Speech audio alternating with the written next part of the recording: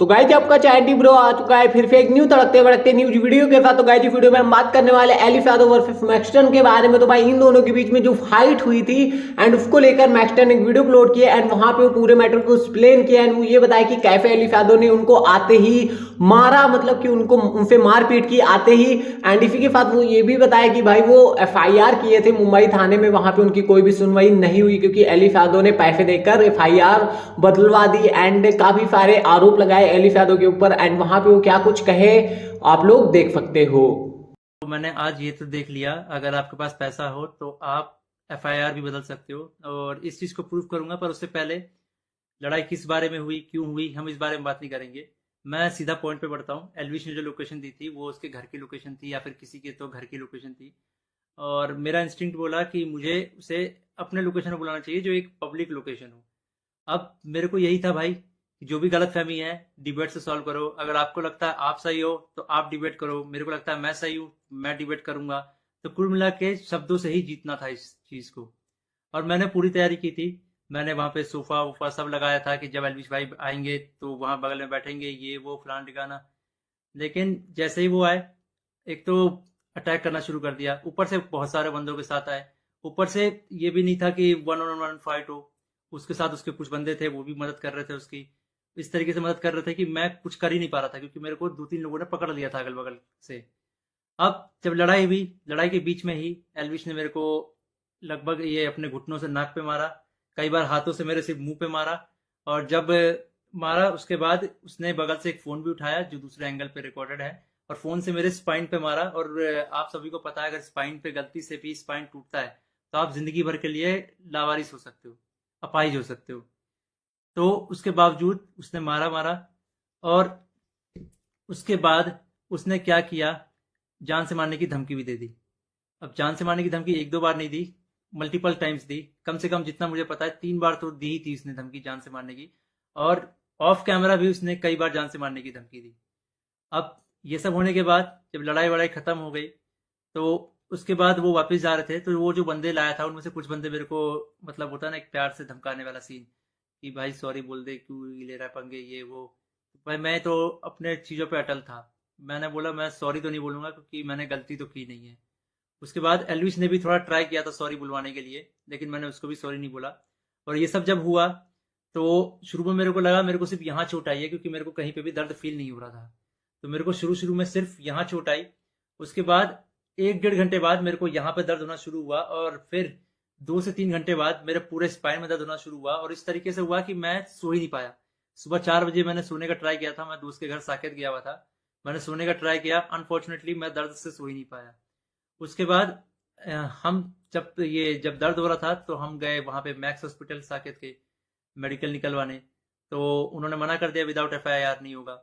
तो मेरा यही था, मेरा दिमाग शॉक में था, एफआईआर हमने की नहीं थी। फिर हमने डिसाइड किया कि दोपहर के 12 बजे के आसपास हम एफआईआर करेंगे लॉन्च, और उसके बाद मेडिकल करवा लेंगे पुलिस की मदद से ही।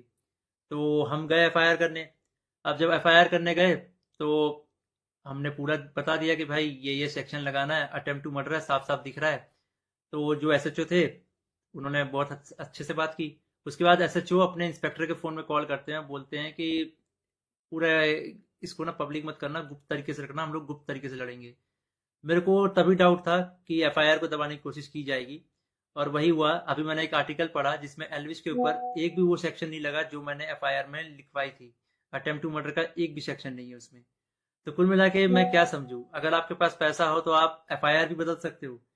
मतलब हरियाणा में इस तरीके से गुंडागर्दी चल रही है कि एक बंदा आता है मारता है और उसके खिलाफ कोई एक्शन नहीं होता, उसको पुलिस पकड़ के लेके नहीं जाती।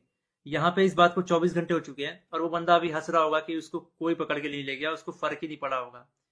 मैं हरियाणा के सीएम खट्टर जी से रिक्वेस्ट करना चाहूंगा कि इस गुंडे एलविश यादव को अरेस्ट करवाओ।